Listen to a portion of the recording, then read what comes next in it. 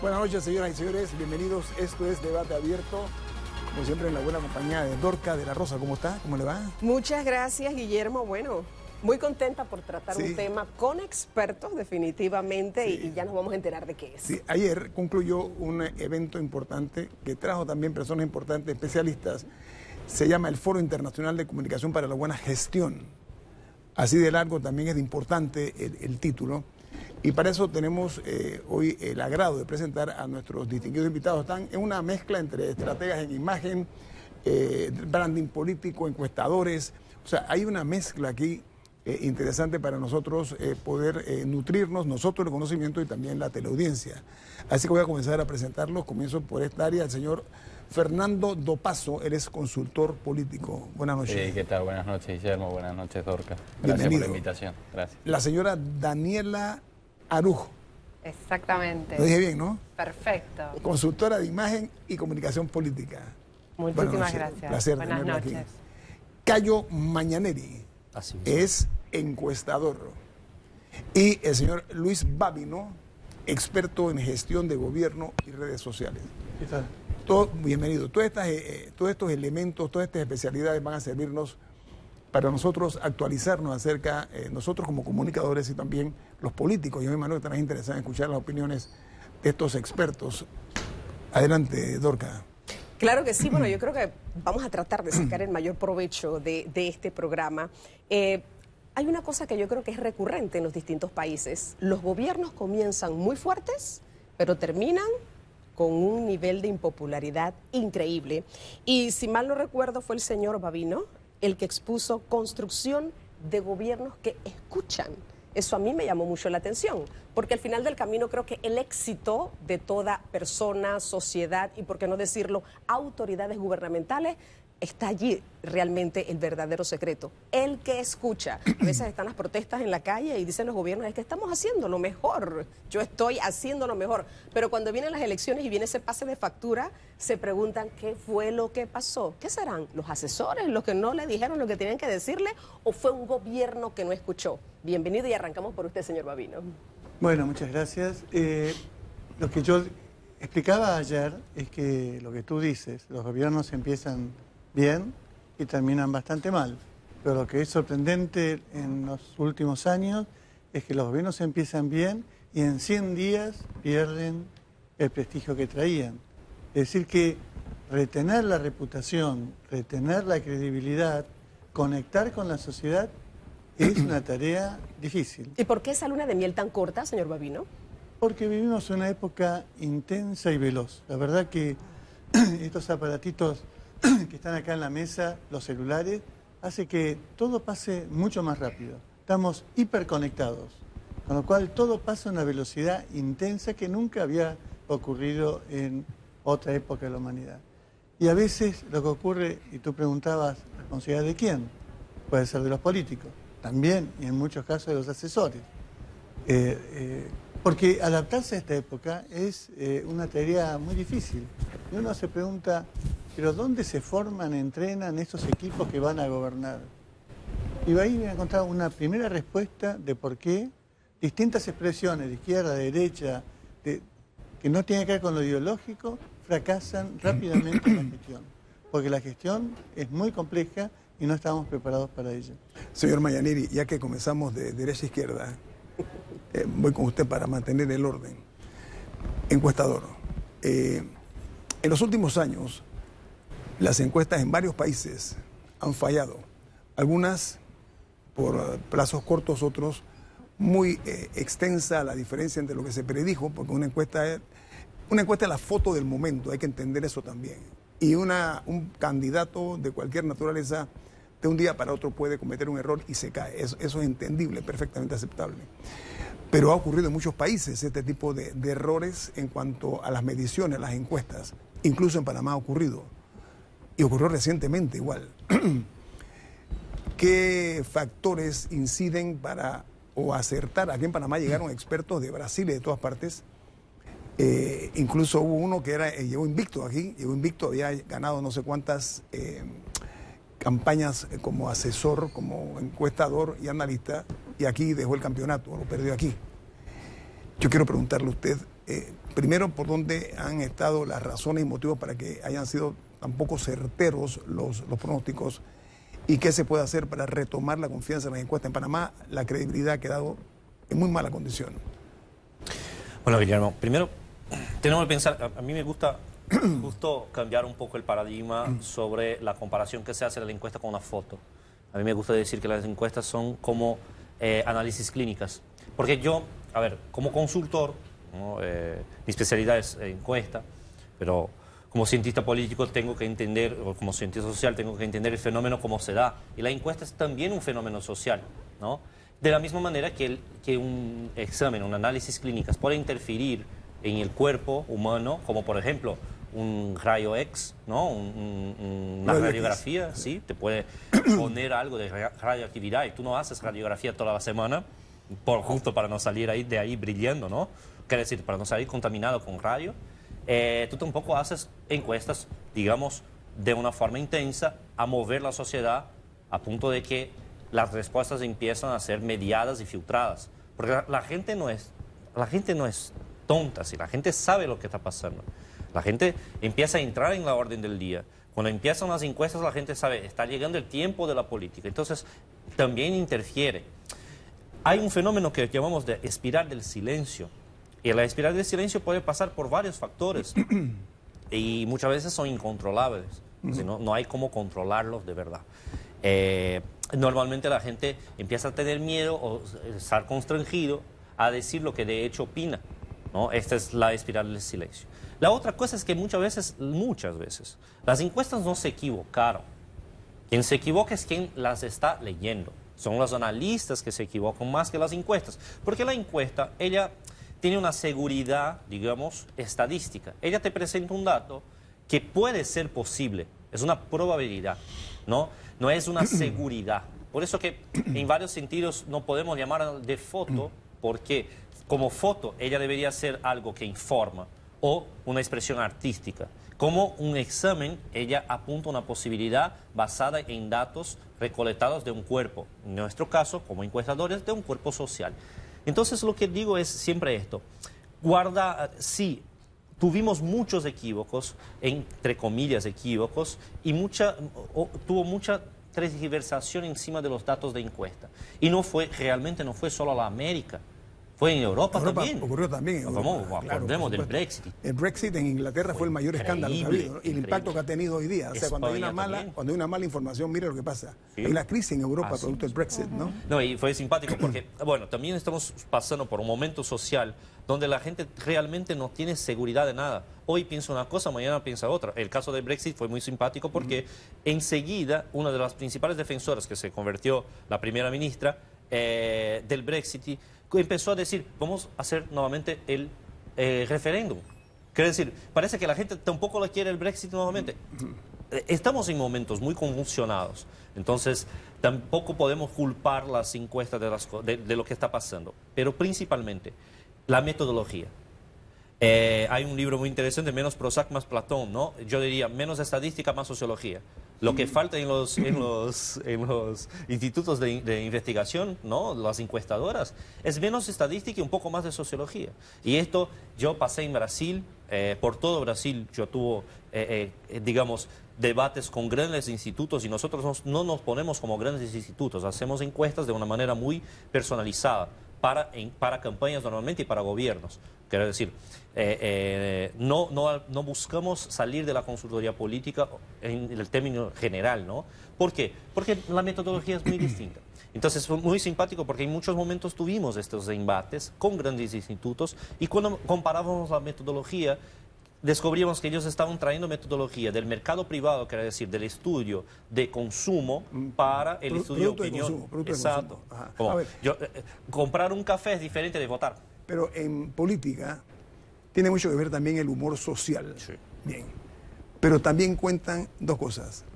Los errores que se cometen en una campaña generalmente se pagan muy caros. En algunos casos son irreversibles. Tiene que ver mucho con el desempeño del candidato también. Tiene que ver mucho con lo que está haciendo sus opositores, o sea, el rol que juegan los otros candidatos. En Panamá, por ejemplo, se vendió la teoría que aquí las encuestas se manipulaban para llevar al convencimiento de la gente de que este es el ganador, con la esperanza de que el panameño, entre comillas, apuesta a ganador. Puede ser que era. Pero últimamente también fuimos testigos nosotros presenciales como votantes de cómo una campaña se proyecta como una campaña ganadora que va a arrasar, que va a ser un camión de 10 ruedas que le pasa por encima al resto, y resulta ser una campaña muy apretada. Se hablaba de un porcentaje elevadísimo y al final del camino no fue así, fue un empate técnico, estuvo a punto de ser un empate técnico. Desde su experiencia, usted viene a un país como Brasil, donde la política es muy apasionante, como el resto de América. ¿Por qué se dan ese tipo de fenómenos que una encuestadora diga va a ser monstruosamente vencedor y resulta que al final no es así? Los factores, yo dije algunos, pero usted sabe más de eso. En Brasil, te digo, a ver, vamos a contextualizar un poco. En Brasil esto se pasa menos que en los otros países. En Brasil esto se pasa más adentro de los estados, digamos, ¿no? Y el nivel nacional, esto es un poco dilatado, así, no es tan intenso esta manipulación de datos o esta impresión, porque el nivel nacional tiene otras configuraciones. Es un estado federal, no es un país como México, como Argentina. Tiene sus características continentales. Pero, por ejemplo, Paraguay. Te doy un ejemplo muy interesante que es... A ver, hay tres momentos o tres factores, tres reacciones a la difusión de encuestas. Uno que llamamos de underdog, que es el pobrecito. Otro que llamamos de el bandwagon, que es el tipo que vota con el vencedor. En portugués decimos María va con las otras, es como el tipo que se va con la gente, con la ola, ¿no? Y por fin, una cosa que en Brasil empezamos a estudiar y producir un poco de bibliografía sobre, que llamamos de voto útil. ¿Qué es el voto útil? A veces cuando tú publicas una encuesta y el primer colocado está ahí, la gente, los políticos piensan que solo porque está en primero la gente le va a votar, imaginando el bandwagon, de hecho genera un reverso. La gente que no quería votar empieza a movilizarse para votar en el segundo colocado porque el primero tiene mucho rechazo. A ver, los medios de prensa y los políticos tienen mucho que quieren saber quién va a ganar o quién va a perder. El problema es que no es la intención de voto que mide esto en especial. Son otros datos de la encuesta que normalmente no son divulgados. No se difunden, no son publicizados. Ahí que estos datos son que un analista, un consultor, al leerlos puede predictar mejor cuál va a ser el resultado de la campaña. No porque está en primer colocado y segundo colocado en las intenciones de voto. Entonces la propia publicación de la encuesta puede generar un efecto reverso. Y te doy un ejemplo que fue un ejemplo que acompañé muy cercano, que es el ejemplo de Asunción en 2015, otro país que yo estoy trabajando, que es Paraguay, que esto pasó justamente en la ciudad de Asunción. Hasta hoy tiene gente que me tiene rabia porque yo me acuerdo de este ejemplo donde nosotros con pocos cuestionarios, como 600 cuestionarios, logramos acertar la boca de urna, en cuanto teníamos encuestadoras allá de más de 20 años que hicieron 20.000 cuestionarios. Y nosotros con 600 acertamos y ellos se equivocaron. Todo, nuevamente, más sociología, menos estadística. Hay una cuestión que tiene que ver con el rechazo a veces que no se señala en las encuestas publicizadas. Muy corto, tengo un minuto nada más. La estrategia comunicacional, ¿qué porcentaje del triunfo de la derrota ocupa? 100%. Esto yo voy a dejar a Fernando para responderlo, de hecho. Ese es un factor determinante, pero yo prefiero que lo digan. Yo lo estoy hablando en la experiencia de Panamá. Sí, usted nos va a aplicar afuera en su conocimiento. Viene más aquí en Debate Abierto.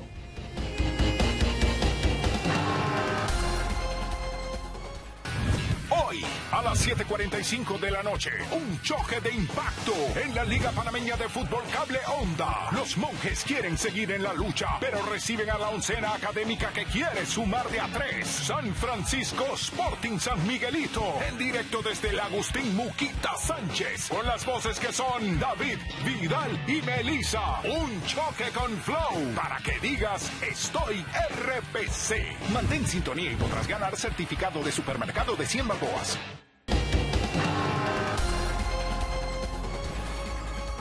Bueno, estamos de regreso aquí en Debate Abierto, aprendiendo un poco acerca de otras experiencias de expertos en la materia, lo cual enriquece más nuestro conocimiento y nuestras ganas de aprender y seguir aprendiendo. Dorcas. Así es. Bueno, había una pregunta que está ahí en el tintero, pero yo quiero aprovechar con Daniela algo muy importante. Por ejemplo, veo que usted es una mujer influyente de la política, destacada entre las 100 mejores comunicadoras de habla hispana, en 2017 y 2018.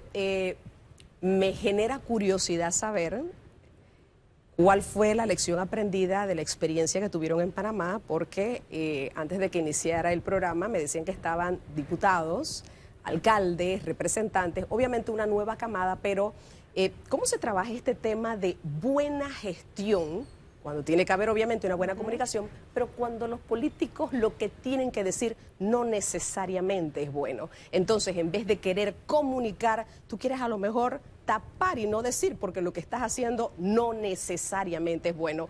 ¿Cuál fue esa experiencia ayer o qué se pudo compartir de la experiencia que usted tiene? Bueno, básicamente lo primero que le transmitimos a los políticos es lo que tienen que lograr es cierta cuota de credibilidad y de confianza por parte del ciudadano. Una vez que uno accede a la gestión, empieza a tener esos 100 días que terminan no siendo 100 días, pero después eso se corta y es observado muy críticamente por la ciudadanía. Entonces, hay que construir confianza y credibilidad. A partir de la confianza y la credibilidad, hay que incorporar a la sociedad. Hoy hablábamos con una persona muy importante dentro de la política de Panamá y nuestro consejo de alguna manera era esa: incorporen a la ciudadanía. Cualquier política pública de la cual la ciudadanía se sienta parte es mucho más fácil de llevar adelante. La ciudadanía exige no solo ser informado, como bien decías, muchas veces solamente se le informa lo que está aconteciendo y muchas veces extemporáneamente, se hace de forma tardía. Hicimos esto. El ciudadano demanda ser parte y además tener servicio por parte del funcionario. Para algo lo pusieron en ese lugar de privilegio, para que brinde servicio. Cuando eso no sucede es donde el descontento empieza a crecer. Por lo tanto, todo eso se trabaja a través de la comunicación y a través de la gestión, que son dos caras de la misma moneda. Claro, pero tiene que estar muy marcado por acciones, ¿no? Por supuesto. Que las acciones sean positivas al final del camino. La gestión sin comunicación termina no siendo gestión, porque impacta en muy poca gente. Pero la comunicación sin gestión es lapidaria para un gobierno. No se sostiene un gobierno que solo comunica y no hace. Bueno, cuando hablé de estrategia comunicacional, el señor Fernando Dupazo hasta que brincó, ¿no? Me di cuenta, y todos lo miraron, ¿no? Faltaba que dijeran, es usted el experto en la materia. A ver, el producto tiene que ser bueno. Vamos a comenzar por ahí. El producto tiene que ser bueno, el producto tiene que ser, aquí en Panamá decimos potable, que sea atractivo, porque a veces los candidatos muchas veces se construyen. Hay que entender eso, pero la imagen... A ver, no, a ver, a priori... No, la parte comunicacional, un poco de la construcción de personajes. Cada candidato o candidata es quien es, tiene su historia de vida y uno tiene que trabajar con ese recurso de manera congruente un poco con su pasado. Cuando empezamos a intentar forzar algunas cuestiones de la personalidad, de los valores que pretende representar cada uno, por lo general los experimentos esos salen mal. Yendo a la pregunta de la importancia de la estrategia, ¿no? Comunicacional, yo creo que en el marco de campañas tanto electorales como de comunicación de gobierno es el elemento fundamental. Es construir una hoja de ruta a partir de un muy buen diagnóstico de la investigación, de entender el contexto social, político, económico en el que estás, cultural e histórico también. Lo que lleva a uno a adentrarse mucho en la realidad de cada comunidad en la que está trabajando y conocer las formas, las actitudes de los actores políticos.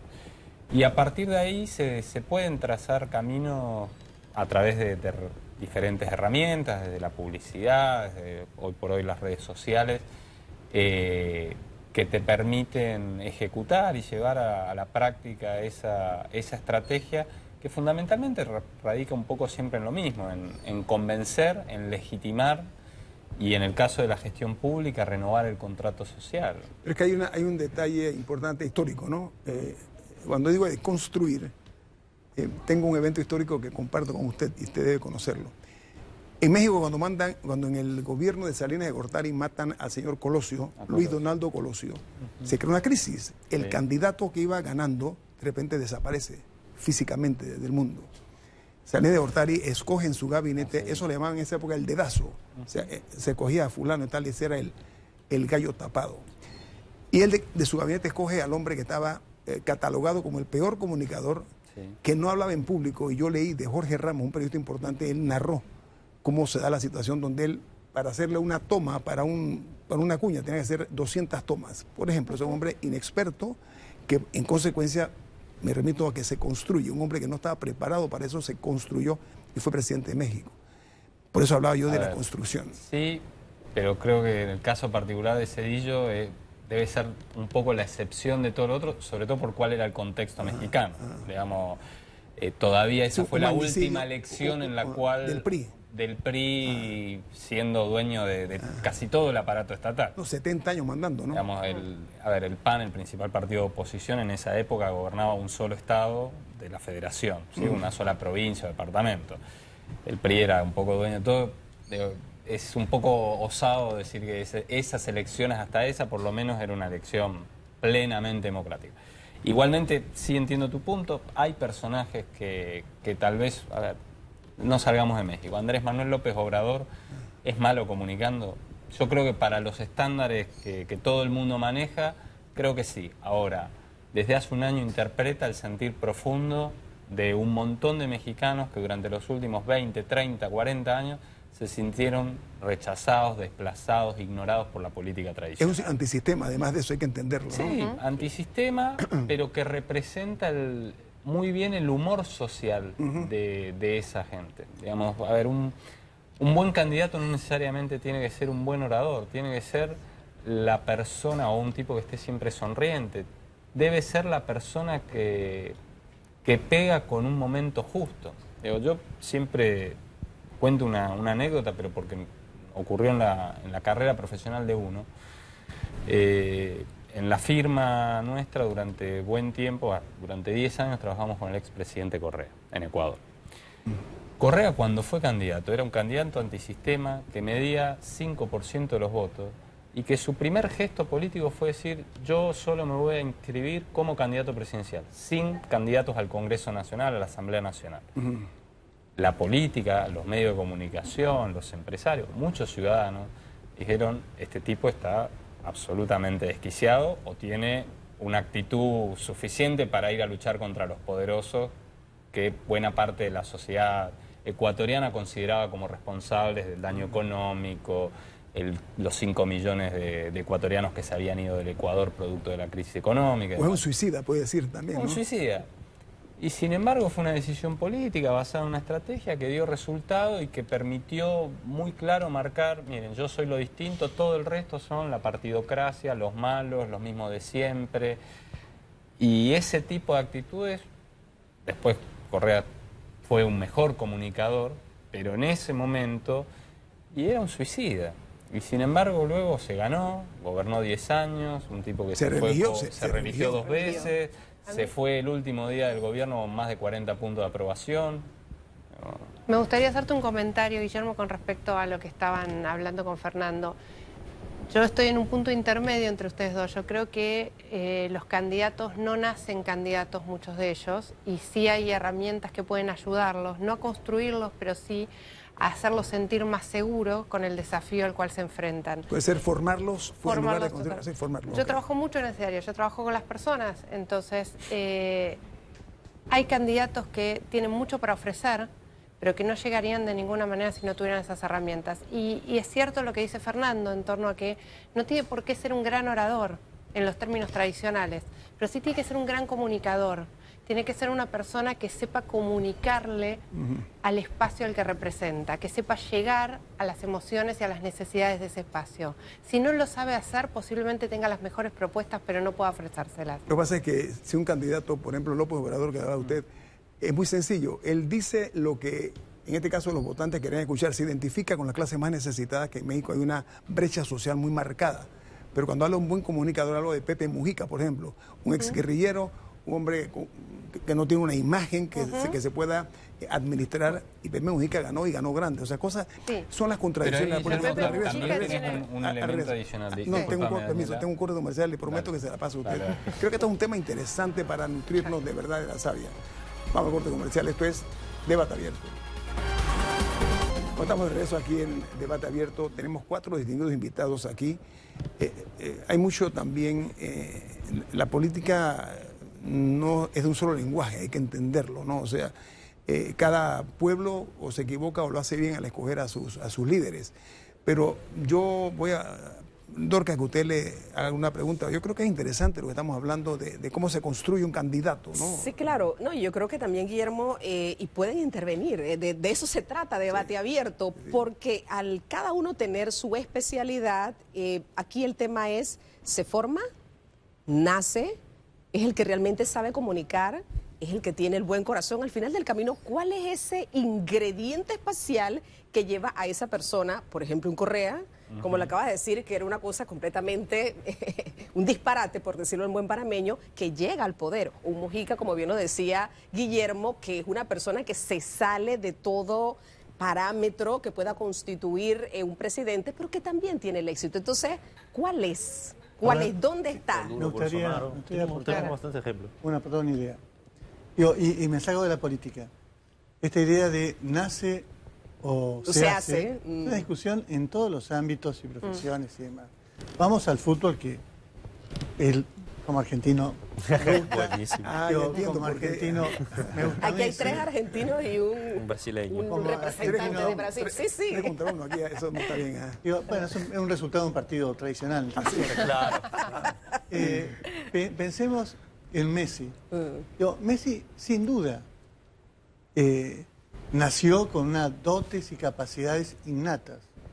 Es decir, por más que se entrene y se forme, mucha gente no llega a ese valor.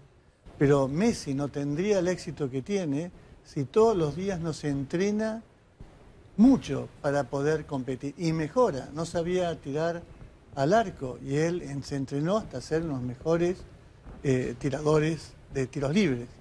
Es decir, que es una falsa dicotomía. Hay condiciones que tienen que ver con el arte, que tienen que ver con lo que nacemos y que algunos tienen y otros no.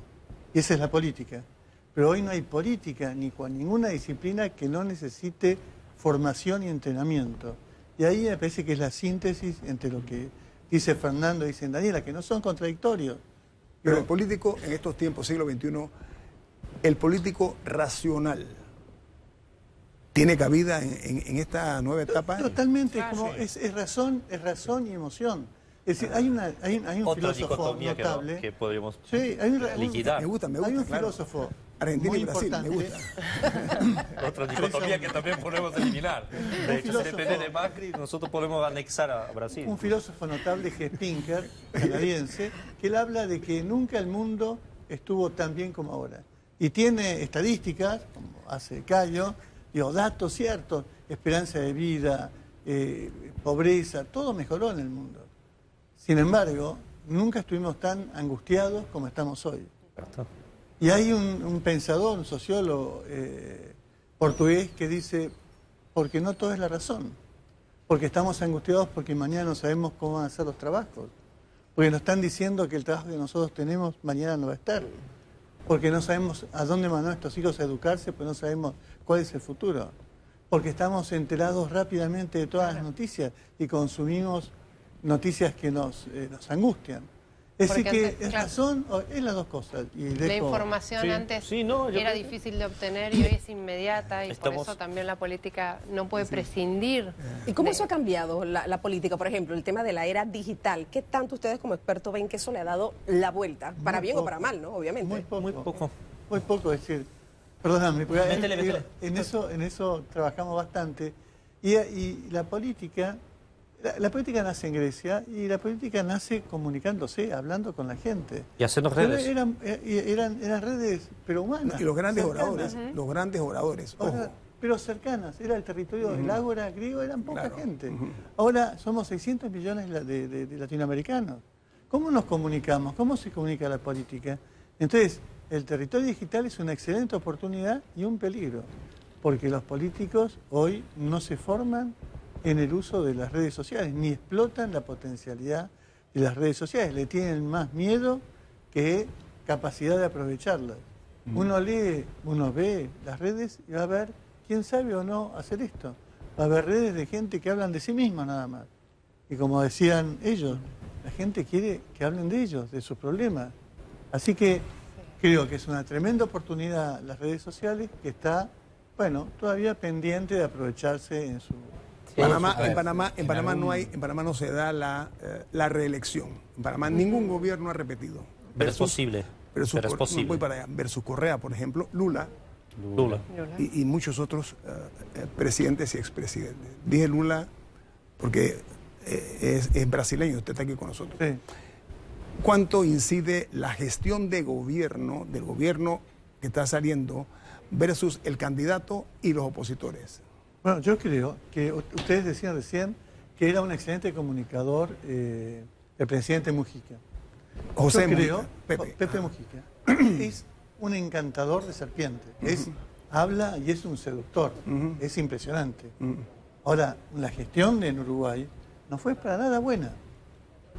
Para nada buena. Pero una cosa, probó que era honesto. Sí, No, probó que era honesto. Totalmente. Sí. Lo que pasa es que no solamente... Cosa rara en América. El tema es que los ciudadanos exigen un poco más que honestidad, porque Claro, si por esa supuesto. persona honesta no les resuelve los problemas cotidianos, entonces yo puedo decir mi madre es muy honesta, pero quizás no sea la más apta para ocupar ese lugar. Entonces también es una distinción que el ciudadano hace muy rápidamente. Nosotros creemos, en el trabajo nuestro, es que en Argentina se usa mucho el relato, ¿no? Se llega a construir relatos en la política. Ahora, el relato sin hechos, se acaba y podrá durar 1, 2, 5, 10 años, pero se acaba. Es decir que no es posible hacer una política solamente por seducción o por honestidad. Hay que tener hechos concretos que le solucionen la vida a las personas. Propuestas Y acciones, Hechos realizaciones. de gobierno. Y ese es un gran desafío, porque no hay buenos equipos de gobierno. Sí, no, el tema de Lula fue inteligente. Nosotros estamos haciendo un debate de ciclos aquí y yo siempre tengo que Argentina y Brasil viven ciclos muy próximos desde el final del siglo XIX para todo el siglo XX y el principio del siglo XXI. Estamos siempre en ciclos muy próximos, ¿no? Por la característica de los dos países, por la forma como los dos países se cerraron para desarrollarse en sus momentos, etc. Lula tuvo la oportunidad de hacer un gobierno progresista, ¿no? Y entre estos 4 años que estuvo en primero, y la oposición le pegó bastante con escándalos de gobernación, con escándalos de corrupción, y justamente ahí estaba el talón de Aquiles del partido y del discurso de Lula, pero tuvo de pasar por varias crisis que le atacaban en relación a corrupción para tumbarlo, de hecho. Y de hecho, para tumbarlo afuera del gobierno. Entonces, quiere decir, de cierta manera, cuando tú miras Brasil, tú dices, el gobierno sí, el gobierno importó mucho para que Lula siguiera y para que siguiera con el proyecto del PT, pero no es el gobierno de la manera como se comprende la fuerza del presidente de arriba abajo. Quiero decir, no estamos hablando del gobierno en el sentido de que Lula tenía una mano cerrada y le pegaba a la mesa y todo se hacía. No, es que nadie nunca comprendió Lula en su faceta negociador.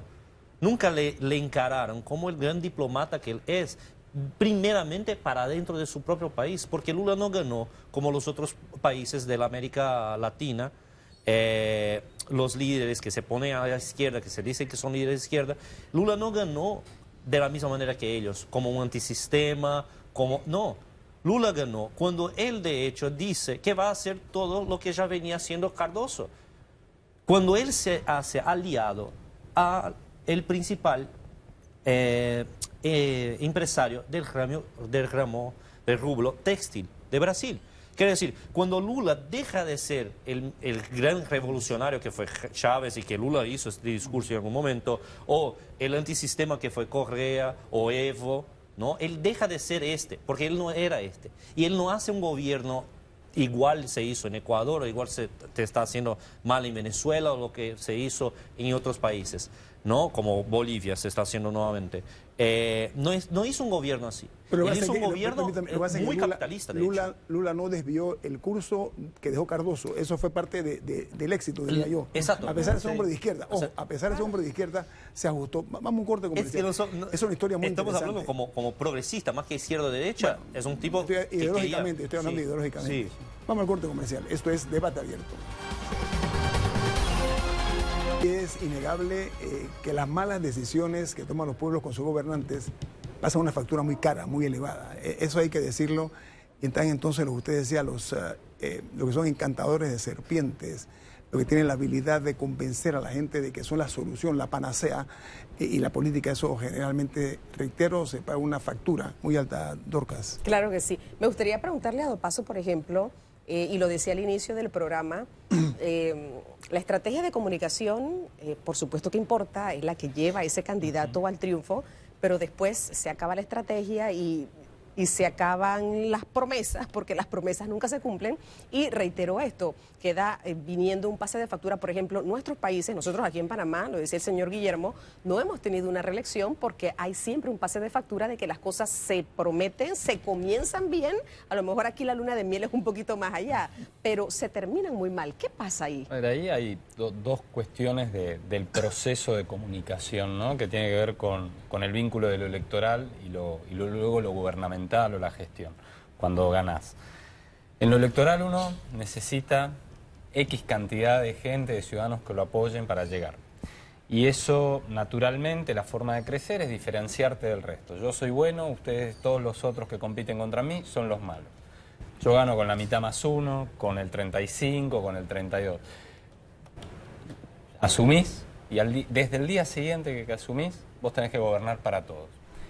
Hay algunos casos que se olvidan de esa cuestión, de que uno es presidente o gobernador o alcalde de todos los ciudadanos de un lugar y no solo de los que te votaron.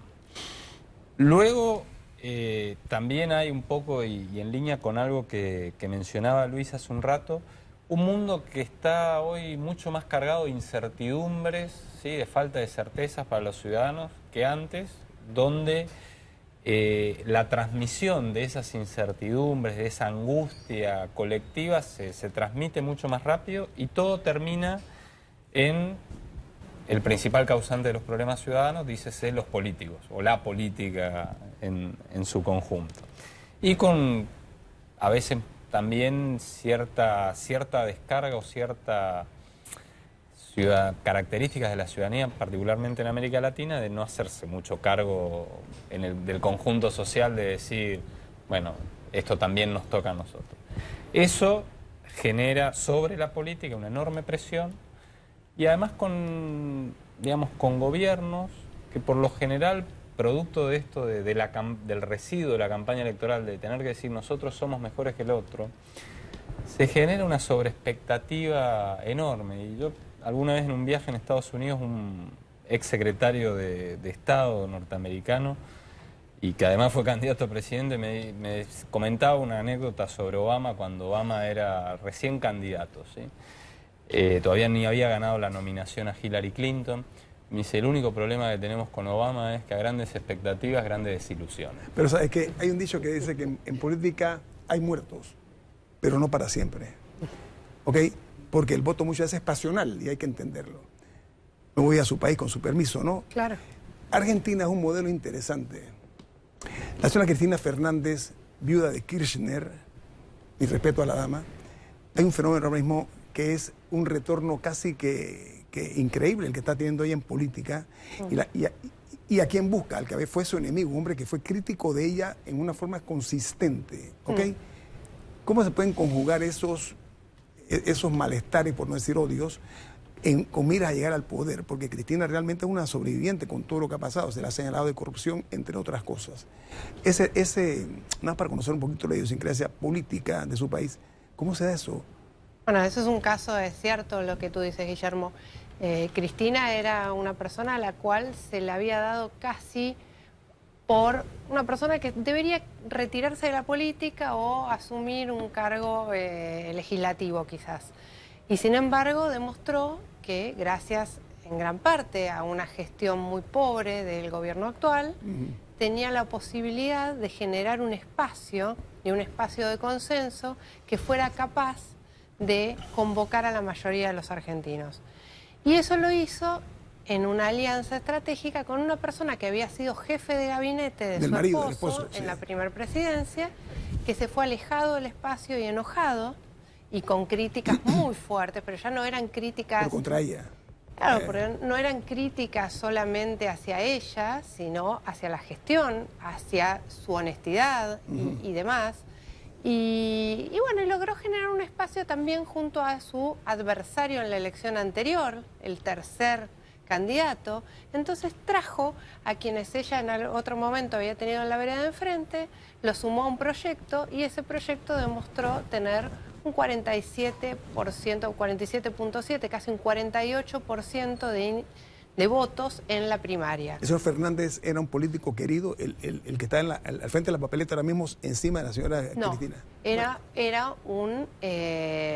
un miembro de un gabinete, un jefe de gabinete, era un funcionario, para nada eres una persona empática o carismática. De algo que se dice continuamente en Argentina es: todavía no se puso el saco de candidato y empezó a ponérselo al final de la campaña. ¿Por qué? Porque le costó encontrar el espacio.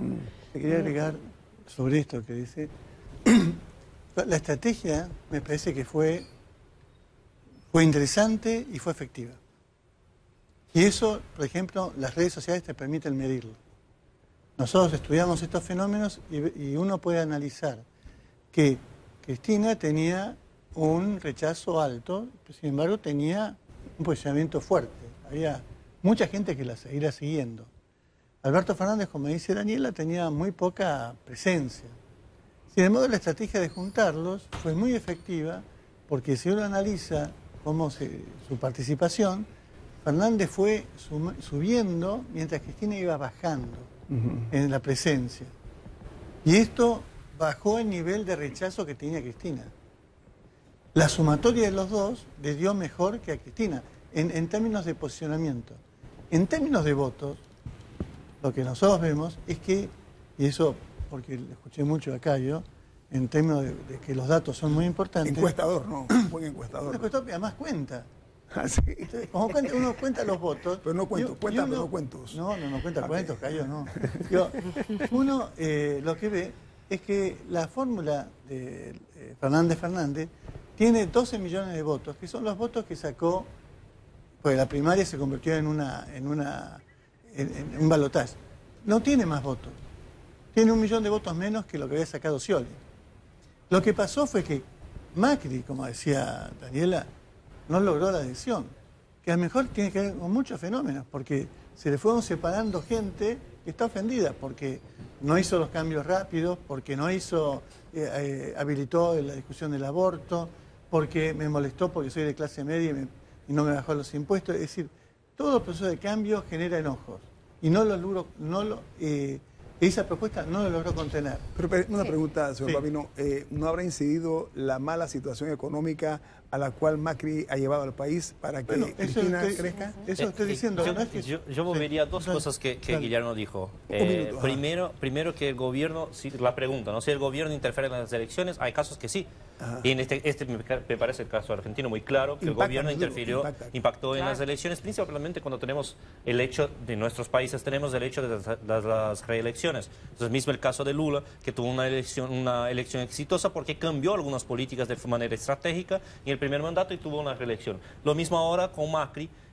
Tuvo equívocos monstruosos en enfrentar la crisis, y yo creo que el principal equívoco tiene que ver con comunicación, porque no fue transparente en su comunicación, intentó mantener esta ilusión de que podría cambiar y no cambió nada, y eso es el mayor equívoco de los políticos, de todos. Pueden estar seguros que es ser poco transparente, ¿no? Y la segunda cosa que me quería volver, y es porque me indigna y me está fastidiando a mí. Indigna, de hecho, perdón. Me indigna bastante, es el portuñol, ese es el portuñol. Y de hecho, muchos amigos acá, estoy seguro que también comparten la indignación, es que estamos pagando la factura de lo que hemos elegido en Brasil. Elegimos sin conciencia, elegimos sin consecuencias, elegimos por hartazgo, elegimos por rechazo. A Bolsonaro.